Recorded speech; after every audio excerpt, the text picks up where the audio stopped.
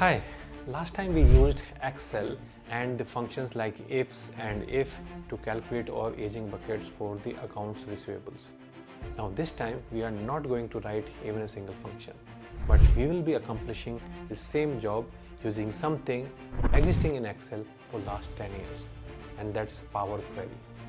We will use Power Query to calculate our days outstanding, and we will not only calculate days outstanding without any formula, but we will also group those days into buckets of 0 to 30, 31 to 60, 61 to 90, and so on.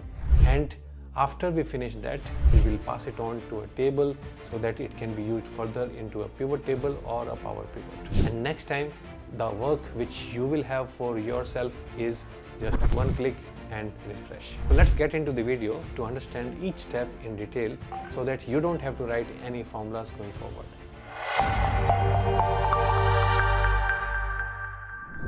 Now let's create a duplicate of this data. Okay, let's create a duplicate of this data. So I have just selected the sheet, pressed on Ctrl, and then when I drag it on the right or left side, automatically a duplicate sheet is created from the data. I'm deleting the second duplicate. One of them is enough for me. So this is from the Power Query side. Now, these three columns were not there in our original data, right? So I am getting rid of them. And I will unhide each and everything, whatever we were having on the original columns. These are the columns which we are having. Now, if you are having Excel 2016 or newer version, then you will see something known as data over here, and this section, this whole section is Power Query section. This one, that is Power Query section, and you can make yourself a lot more productive if you start using this section from Excel. And this is there until 2016. Like from 2016 onwards, it is there inbuilt in your Excel without any further extra cost. Before that, you need to install it as an add-in, okay, in 2013 version of Excel. Good. So now Power Query within the same file doesn't work on range. This is the normal range, right? So Power Query doesn't work on the normal range. What you need to do, even if you go for, let's say I want to take data from table or range, when you click on this, Excel will automatically convert this data set into a table. You can see the prompt is coming for me to convert the data set into a table. My data is having headers. You can see the headers are there. So that's why this needs to be checked. And when I click OK, now this is a table. So same data set, but in a tabular format. And then it goes to the Power Query. If let's say this data set was in a separate file, we could have still done the same work. So I will delete this part, whatever was there earlier. I will delete that part, and that's my table. Okay. Let me minimize this side, and that's my original data. And this is my actual table from the Excel. This is Power Query window. Okay. Now first I need to look for the columns which are essential for me. So the columns like invoice date, currently it is treating it as a date and time column. So I will go there, like before the header name, I will select here that this is only a date. There is no time component here. And I will replace the current data type. Same thing I will do for due date also, and I will make it as a date and replace the data type. And here this number, okay, that is decimal, that is already fine. Now the first step is what? I need to know how far I am from the current date, today's date. And in Excel what we did, we used today function minus the due date. In SQL what we did, we used date diff function and then get date for the today's date, and then we wrote the number of days. It was able to give us the difference in terms of days. Now here in Excel also, I can say this minus today's date. But today function here is not like Excel. Okay, and I don't even know how the today's date is generated in Power Query. But we have a simpler method over here. So when I select this date, due date, when I select this date, and if I go for add column, that means I want to add one more column. I don't want to disturb this one. Add column.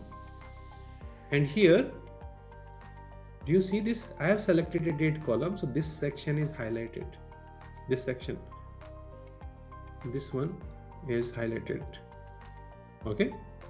This one is highlighted. And if I open this menu of dates, there are so many possibilities that I can generate year out of this date. I can generate month out of this date, different formats of month. I can generate quarter, week, day. Okay. And there's one more thing which we can see at the top, that I can generate an age out of this date. So let's assume that this was your birth date, or this is your what we call your due date. Okay.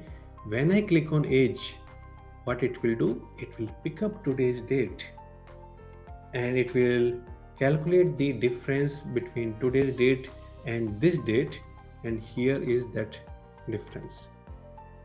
Here is that difference. Now it automatically understands that this is the duration, because it was aware that this is a date and age can only be calculated based on today's date. Okay, so it understands that this is a duration, and that's why this symbol is for duration. But what I will do, this column, I will go to transform and I will say that this duration is actually days, because it is giving a different format: days, hours, minutes, seconds, and all. I will simply say these are just days. I am not interested in the remaining part. That much is enough for me. So this part is super easy in Power Query. I don't need to write even a simple A minus B column formula. So what we did, we selected the due date column, and then we went into add column. If you want to add something, then go to add column, because same thing is available in the transform section also. Same thing is available, but in this case, the current column which is selected, that will change, and I want to retain the current column also. So age is already there now with us, and rest of the work starts from here. Okay, the actual logic starts from here. So for that also I need one more column which will be dividing them into multiple buckets. So for that, what I will do, I will go to add column, and this time my logic, like the formula is logical, and it is based on certain conditions. Okay, 0 to 30, 30 to 60, like that.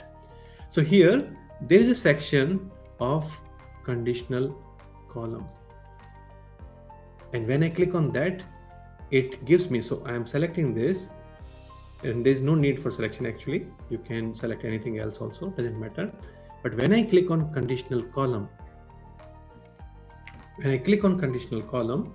it gives me this window, and this is the window which is similar to what Vinith was showing in SQL. But the good part here is that we can do it through the interface. We don't need to write anything. Okay. So let's start. What is the name of the column? The name of the column, I would name it as aging buckets. What is my first condition? If, look at this, if, based on what? If my age is less than equal to what? Let's say 0. Anything which is negative or until 0. What does this mean? Then the result should be, you can use a particular column, but here I will enter a value. The result should be not yet due. Super easy to type, right?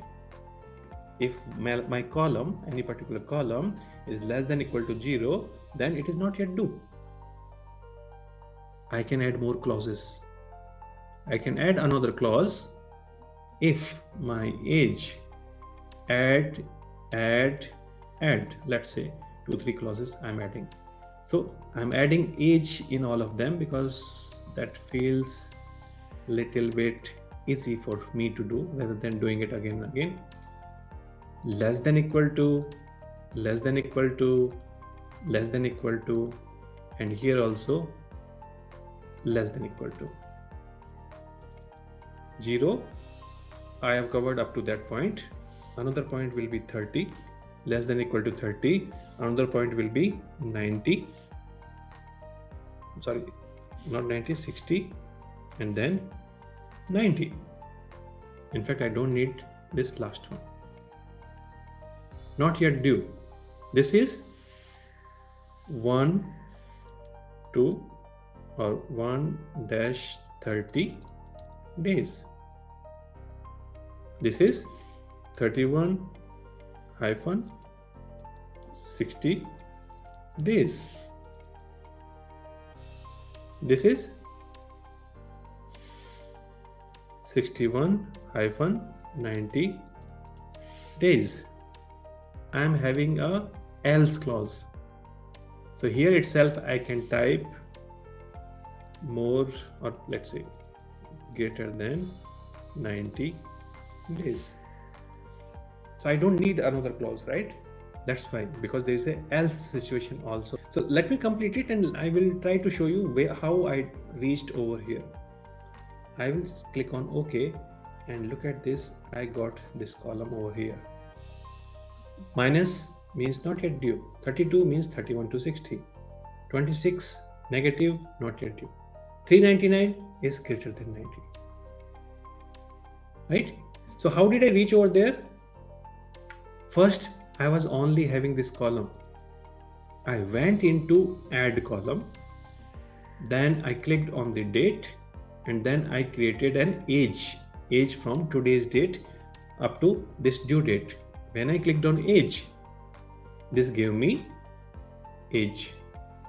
And then I mentioned in the transform that this age is actually days.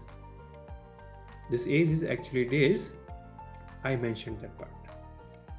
Now because this age column is already there with me, so I will start using that one. Okay, it was just to repeat that particular scenario. Now once this age column is there, then I need to create a conditional logic of different buckets. What is due, what is not yet due. And here what I will do, I will go to add column. Then there is a section of conditional column. When I click on conditional column, we say this is AR data and close and apply, and this is what we are having. The final data is this data table, and this is what we are having. If you are creating a process and you have to do it every now and then, maybe Power Query can be one place. You download the dump, place it in a folder, refresh Power Query, and done. You download the dump, copy paste the data into this original table, and you are done. And after that, you just need to refresh. Okay.